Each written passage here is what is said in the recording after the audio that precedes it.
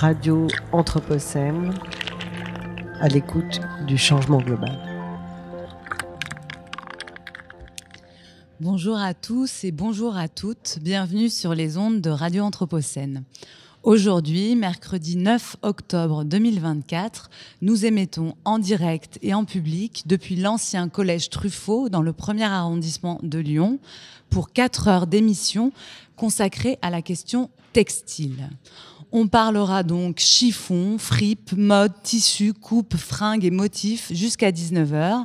Un sujet moins frivole qu'il n'y paraît, puisque je vous le rappelle, l'industrie de la mode est responsable de 10% des émissions mondiales de CO2 et de 20% de la pollution d'eau potable.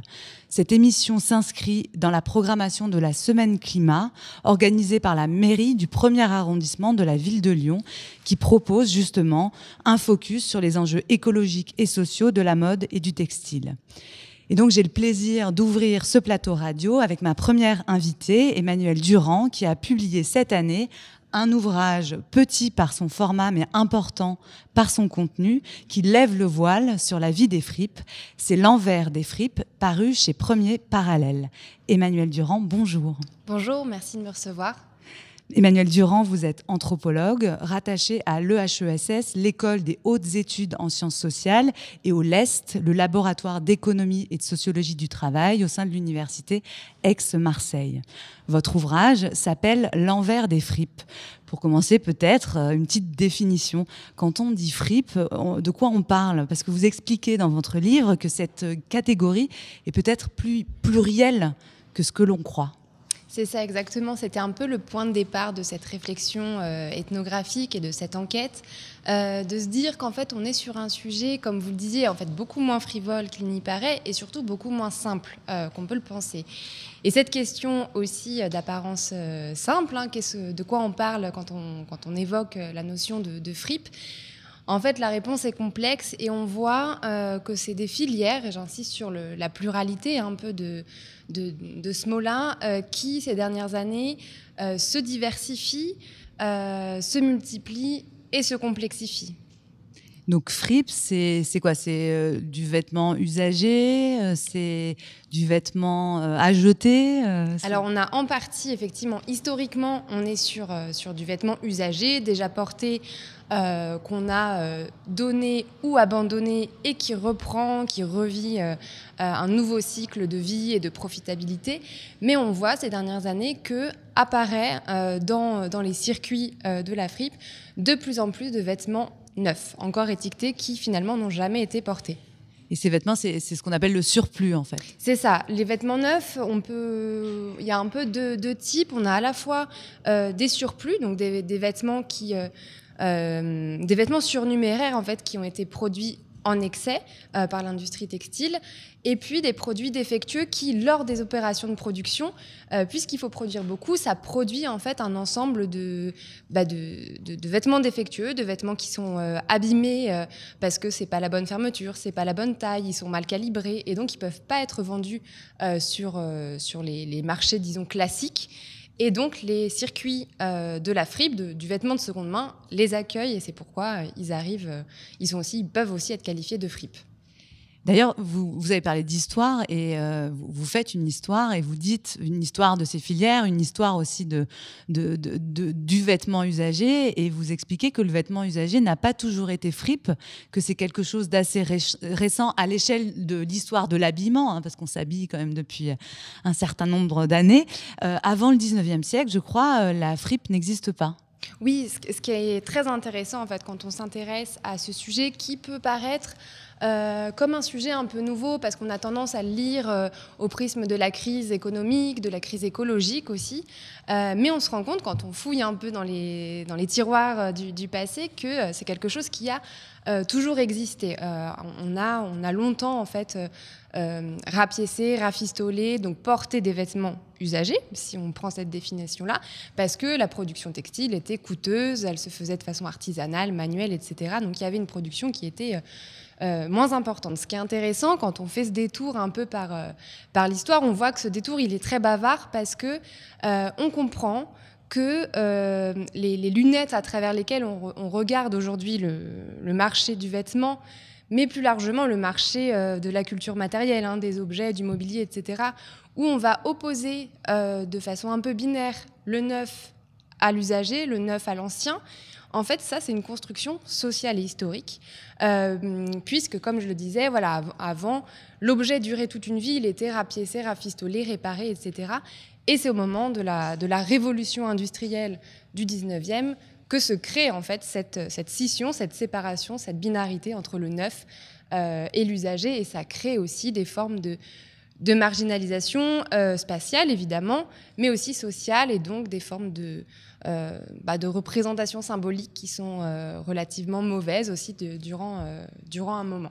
Oui, en fait, on est sorti avec l'industrialisation, aussi la démocratisation du prêt-à-porter. On est sorti d'une ère de la maintenance du vêtement où enfin, vous racontez, hein, on retourne le vêtement. Le vêtement, c'est pas seulement à l'échelle d'une vie. Des fois, c'est une génération, et on est rentré dans autre chose. C'est cette ère de la fripe, en fait, qui a un lien direct avec l'industrialisation de la production textile. Oui, c'est ça, parce qu'en fait, l'industrialisation de la production, elle permet une production en plus grande quantité et une production en série, en réalité. Et donc, le vêtement coûte moins cher à produire, donc il coûte moins cher aussi à acheter. On commence un peu comme ça à surproduire, pas dans des dimensions comme on les connaît actuellement. Mais ce qui est intéressant, c'est que du coup, il y a une requalification, non seulement de l'objet usagé, mais du geste aussi de la maintenance, du soin des choses, où on l'associe en fait pendant un moment, donc au XXe siècle en fait, en réalité, on l'associe à la pauvreté économique, parce que a priori, si on répare quelque chose, c'est parce qu'on n'aurait pas les moyens d'en acheter un neuf. Donc ça crée cet imaginaire-là du vêtement rapiécé qui va être porté par des classes populaires. Et on voit en fait qu'il y a des sous-cultures comme la culture punk, hein, qui s'en emparent comme un objet de revendication aussi contre la consommation de masse, etc. Et ce qui est intéressant quand on tire ce fil de la lecture des gestes de réparation, c'est qu'aujourd'hui, on a un renversement où c'est des gestes qui deviennent des outils un peu de la transition écologique. Et je pense au bonus réparation mis en place il y a un an par le gouvernement français. Et on institutionnalise ces gestes-là. Donc ça leur redonne une forme de valeur sociale quand même. Et donc ils sont regardés autrement, comme aussi un acte, une forme d'acte militant aussi, hein, de réparation, de maintenance, pour un monde qui dure un peu plus. Ce bonus réparation, vous pouvez nous en dire 2 mots ?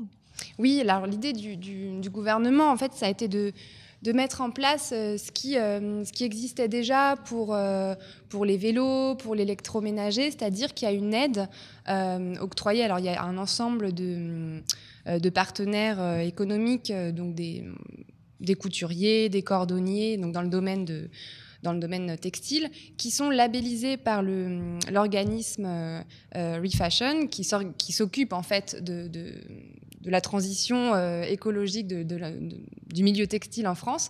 Et donc, quand on a par exemple une chaussure à ressemeler, on peut aller vers un cordonnier labellisé et on a une réduction en fait pour cet acte-là, parce que généralement, on est aujourd'hui dans une ère où les objets, et particulièrement les vêtements, sont produits de façon jetable en fait, et donc ils ne durent pas, et généralement on se retrouve un peu dans une situation un peu absurde où il va être moins coûteux de racheter quelque chose de neuf que de faire réparer. Donc c'était un peu un outil pour combler ce problème-là. Cette question de la fripe, c'est pas une question de niche, hein, qui concernerait que les 3-4 bobos du quartier que nous sommes en quête d'une pièce vintage. C'est même pas non plus strictement une question sociale ou caritative, où la fripe concernerait seulement les personnes paupérisées qui ont besoin de se vêtir à moindre coût. Vous le dites dans le livre, enfin vous dites les chiffres, les Français jettent 700 000 tonnes de vêtements chaque année. À l'échelle européenne, c'est 4 millions de tonnes de déchets textiles par an. Et sur ces déchets, il y en a seulement 20% qui seraient recyclés. Donc ça, c'est des chiffres récents. Je crois qu'ils datent de 2023. en face, il y a 15 000 tonnes par an de textiles d'occasion qui sont importés pour être recommercialisés. En fait, s'intéresser aux fripes, c'est nécessairement s'intéresser au monde. Et d'ailleurs, votre livre, c'est le récit d'un voyage. En vous engageant dans cette enquête, vous avez parcouru le monde. Est-ce que vous pouvez nous dire où vous êtes allé et quelles ont été les étapes en fait, de ce voyage ?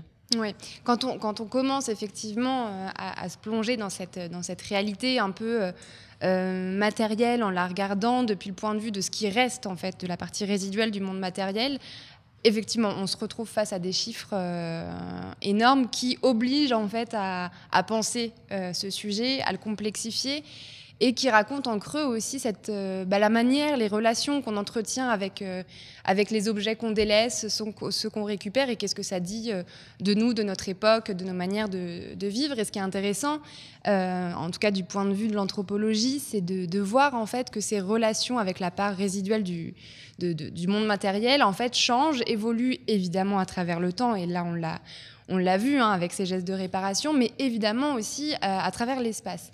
Et donc moi, l'enquête ethnographique, elle part de Beyrouth au Liban, ce qui peut sembler en fait un peu contre-intuitif quand on fait un travail ethnographique sur ce sujet-là, parce qu'on est sur un tout petit pays qui, à l'échelle de cette économie globalisée, représente assez peu. Pourquoi je suis partie du Liban ? En fait, c'est l'effet inverse. J'avais déjà enquêté. J'étais installée au Liban. Je travaillais sur des questions de commerce à bas coût là-bas, et la question de la fripe, du vêtement usagé s'est imposée parce que par un constat un peu paradoxal, au moment où j'y étais en 2017-2018, il y avait une multiplication en fait des échoppes de vêtements de seconde main, et en même temps des représentations sociales extrêmement négatives. Et donc je suis partie de ce paradoxe un peu pour essayer de comprendre un peu plus la chose, et l'intérêt aussi, il me semble, de partir d'un petit pays comme ça qui peut paraître anecdotique. Il est double à mon sens, c'est qu'à la fois quand on pense ces questions de déchets textiles, ça permet d'ouvrir une nouvelle fenêtre et de pas regarder les choses seulement à travers le prisme africain, qui est quand même très mobilisé, qui est évidemment important, ou le prisme sud-américain, mais voilà, de voir que c'est une question en fait qui irrigue toute la planète, et des pays aussi parfois auxquels on ne penserait pas.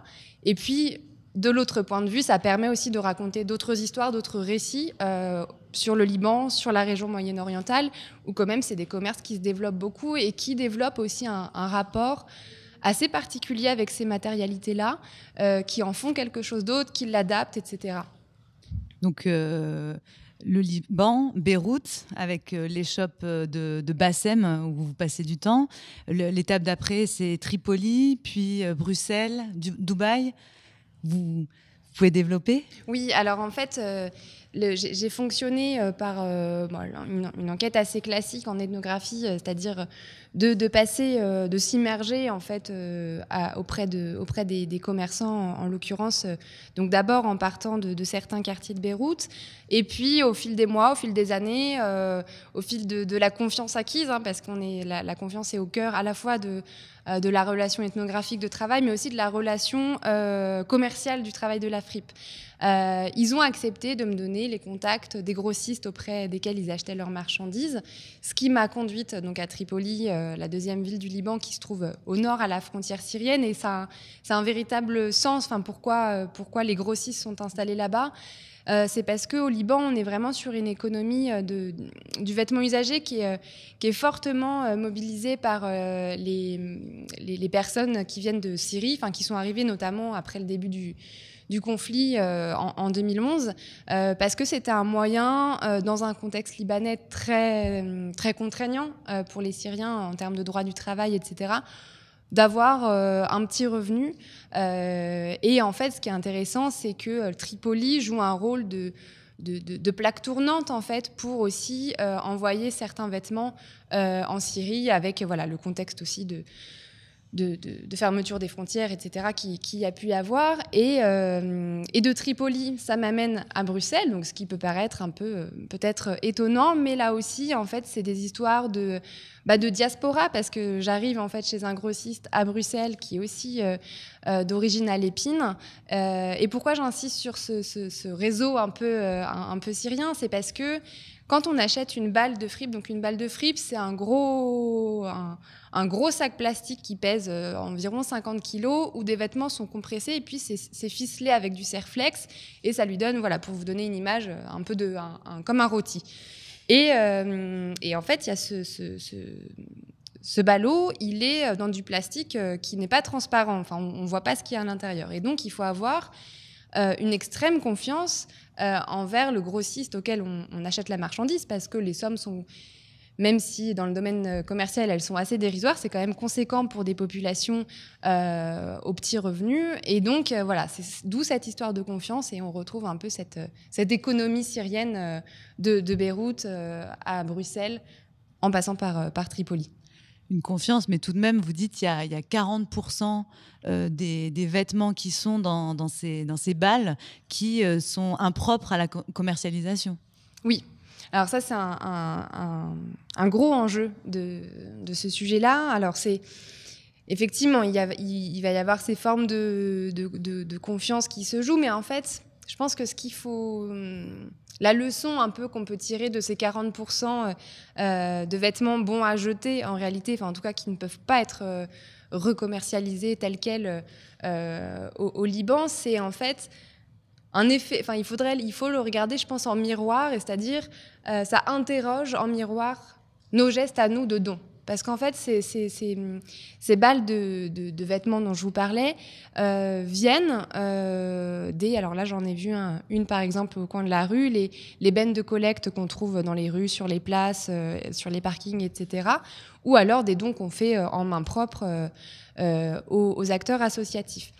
En fait, on a une évolution de ces filières-là parce qu'avec l'arrivée des plateformes numériques de vente entre particuliers, alors surtout Vinted, parce que Le Bon Coin est moins sur la question textile, mais Vinted est arrivé sur le marché français et connaît un succès très important. Et en fait, ça vient rebattre les cartes un peu de nos gestes de don parce que on va plutôt avoir tendance à essayer de revendre un vêtement qui est de bonne qualité, de bonne marque, dans un bon état, plutôt que de le donner gratuitement à une association. Et il se trouve que les associations se retrouvent face à ce défi de gérer non seulement une quantité grandissante de vêtements, mais aussi une quantité qui est de moins en moins bonne qualité. Et donc, elle arrive quand même à en revendre et à en redonner certains pour ses activités sociales et solidaires.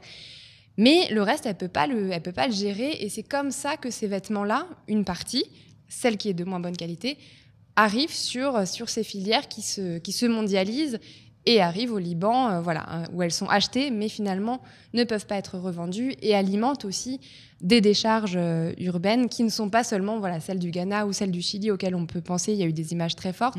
Mais ces petites décharges un peu se dissimulent à travers la planète dans des territoires très différents. Et vous en avez fait en plus l'expérience immersive, vu que vous étiez dans une boutique associative rue de Maubeuge à Paris, et où vous observez ça, qu'il y a une tension entre... on serait passé du don au débarras, avec le même chiffre d'ailleurs, je crois, 40% de ce qui est donné qui est renvoyé. Oui, c'est ça. J'ai poursuivi en fait l'enquête. Donc la première en fait enquête qui m'a occupée durant 5 années, de 2018 à 2022, où j'ai remonté la filière depuis le Liban jusqu'à Bruxelles, sans jamais parvenir aux bennes de collecte. En fait, l'enquête n'a pas pu aller au bout.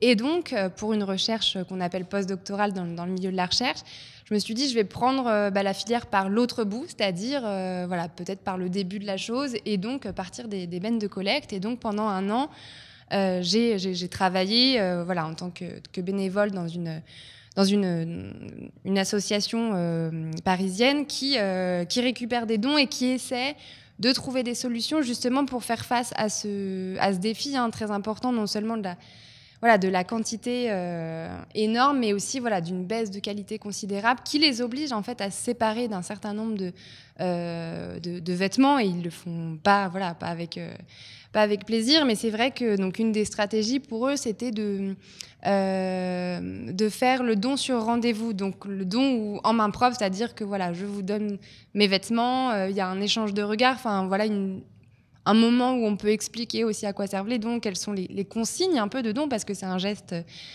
important. Mais bon, malgré ça, les vêtements sont d'assez mauvaise qualité, mais je pense qu'il ne faut pas... tout ça, ce constat, il ne vient pas blâmer le geste des particuliers qui donnent des vêtements, parce que c'est tout de même une bonne chose. Mais par contre, il faut voir là aussi en miroir la baisse de qualité considérable de la production textile, qui se fait à 90% avec des matières synthétiques qui ne durent pas. Et donc, c'est comme ça qu'on se retrouve avec ces filières de fripe qui déguisent en fait des formes de déchets. En fait, on est c'est une expression que vous utilisez à plusieurs reprises dans l'ouvrage, on est un peu dans le mythe du recyclage, là, avec cet encensement de la seconde main aujourd'hui.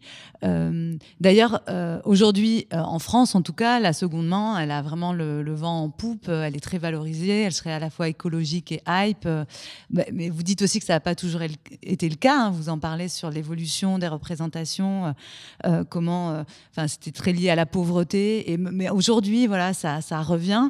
Qu'est-ce que vous pensez, vous, de cette image alternative de la seconde main ? Parce que vous grattez un peu ce vernis écologique alternatif qui est apposé sur cette économie. Oui, alors en tout cas, je suis partie aussi un peu d'un champ lexical, parce que c'est très important, et intéressant, surtout quand on fait un peu comme ça, quand on dresse un champ lexical de ces activités, parce qu'on est parti du mot fripe au tout début pour se demander mais de quoi il s'agit. Et en fait, par exemple, en termes juridiques, c'est pas du tout quelque chose qui est défini, et c'est ce qui permet en fait de mettre un peu tout ce qu'on veut dedans. Mais c'est vrai que quand on élargit le champ lexical, on va avoir cette notion d'alternativité, de gestes écologiques, de choses vertueuses, etc. Et j'ai voulu, voilà, comme je le disais, complexifier le sujet et voir un peu ce qui se cachait derrière ces mots-là. Et je pense que ces mots-là, en tout cas, ils ont pour effet, pour reprendre un peu l'expression de Karl Marx, de fétichiser la marchandise, c'est-à-dire de dissimuler un peu les rapports de pouvoir, les relations hiérarchiques qui se jouent au sein de cette filière, et qui appose un vernis tout vert et un peu uniforme. Mais bon, généralement, quand on pose un vernis uniforme, voilà, ça vient cacher quelque chose. Donc moi, j'avais envie un peu de regarder. Je trouve que c'est des filières, une économie qu'on a souvent tendance à regarder depuis les deux extrémités. À la fois donc ces initiatives vertueuses, écologiques, etc., ce mouvement alternatif de consommation, et de l'autre côté, l'image diamétralement opposée qu'on regarde comme les méfaits en fait, de ces filières-là, c'est-à-dire les images des décharges dans le désert, par exemple, chilien.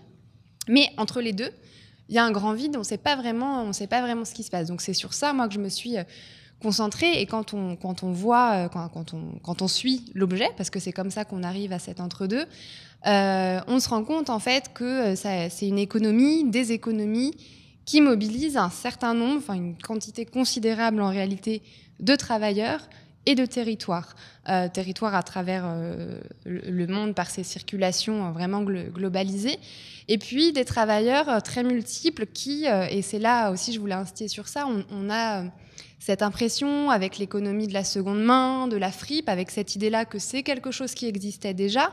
Donc on est sur une économie reproductive, certes, mais dans reproductif, il y a avant tout productif. Et moi, ce qui m'intéressait, c'était de montrer en fait qui sont ces personnes qui produisent la fripe, parce qu'entre le moment où on va donner son vêtement et le moment où il est recommercialisé, soit dans la même boutique, soit dans la ville à côté, soit à l'autre bout du monde, il faut quand même un tas d'opérations de tri, de conditionnement, d'emballage, de réparation, de lavage, etc. Et donc ça, c'est des hommes et des femmes qui le font, et dans des conditions qui sont parfois assez problématiques, et notamment sur la question du tri, qui est quand même le nœud de cette économie-là, où on voit qu'il qu'il y a des formes de dérive et des formes de délocalisation de ces opérations-là, qui sont très coûteuses en termes de main-d'œuvre. À Dubaï, c'est ça. À Dubaï, on passe de ça. Bruxelles à Dubaï. C'est ça. Le grossiste en question que je suis délocalise de la banlieue bruxelloise à une des nombreuses zones franches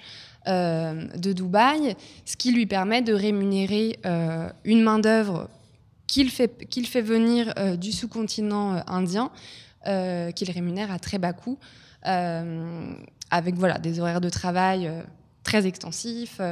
Et donc, il me semblait en tout cas important de mettre la lumière sur ces phénomènes-là qui sont assez peu connus. Mais encore une fois, ce que je disais, j'ai commencé par là parce que c'est très important à mon sens, d'insister sur le fait que l'économie de la fripe, elle est faite de plein de filières. Je parlais au début de cette diversification des acteurs parce qu'on va avoir les associatifs, on va avoir les plateformes numériques, on va avoir les boutiques indépendantes, on va avoir des marchés éphémères, il y a les brocantes, les vides-greniers qui rentrent dans ces économies-là. Et donc, on est sur des modèles sociaux, économiques et écologiques totalement différents. Donc, c'était vraiment cette idée de mettre de la complexité et de montrer que peut-être en mettant en lumière certaines initiatives qui sont problématiques, c'est encore là, par effet miroir, mettre davantage en valeur ce qui peut apparaître comme plus vertueux, pour reprendre un peu le lexique apposé à ces gestes-là.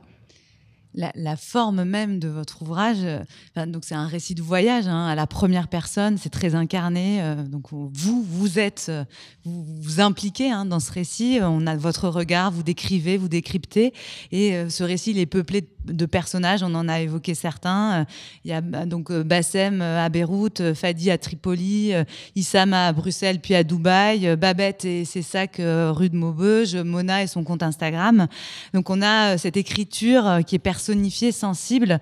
Donc au-delà de l'attrait certain qu'a cette écriture pour la lecture, c'était important pour vous d'avoir ce peuple de la fripe, en fait, de donner à voir ce peuple pour comprendre cette géopolitique, cette géographie des vêtements usagés? Oui, pour moi, c'était essentiel, et c'est la démarche même de l'anthropologie, où on vient en fait faire l'enquête avec les personnes qui nous aident à avancer, parce que, comme je le disais, là, dans ce cas-là, c'est un travail qui a pris 5 ans à se dérouler, et donc du coup, ça mobilise aussi beaucoup de temps chez les commerçants, chez les grossistes, qu'on va voir pendant qu'ils travaillent. Alors parfois, on leur file un coup de main comme on peut, mais voilà, on est quand même une présence, et donc, de fait, des relations se nouent, et c'est comme ça qu'on arrive à comprendre, en tout cas à saisir un peu plus cette complexité-là.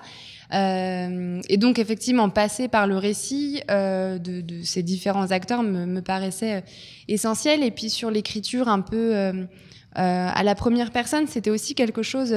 c'est pour ça que je me suis dirigée aussi vers cette maison d'édition-là, qui raconte, en fait, autrement les sciences sociales, dans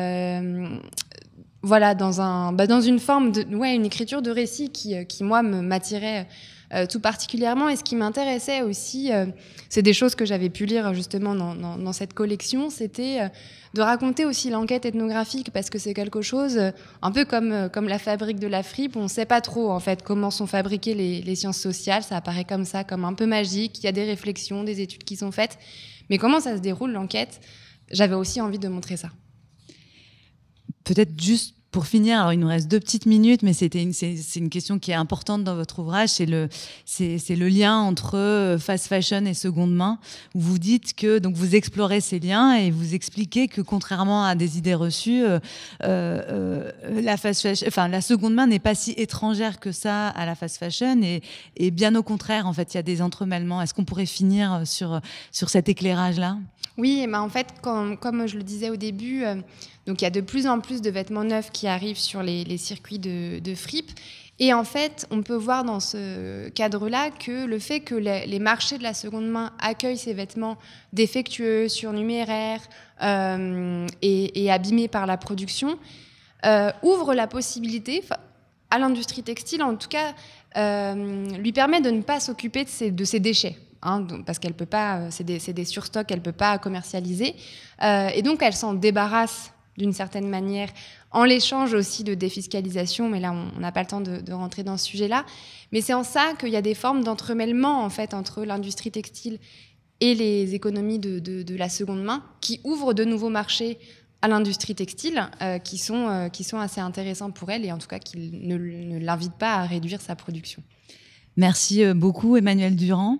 Je rappelle donc le titre de votre ouvrage qui nous amène à regarder, j'aime bien cette expression, la part résiduelle du monde matériel et aussi les gens et les lieux qui portent cette part. Ça s'appelle L'envers des fripes, c'est chez Premier Parallèle et c'est à trouver dans toutes les bonnes librairies et notamment dans la librairie partenaire de l'événement, Ouvrir l'œil, rue des Capucins, juste à côté. Merci beaucoup. Merci à vous. Radio Anthropocène. À l'écoute du changement global.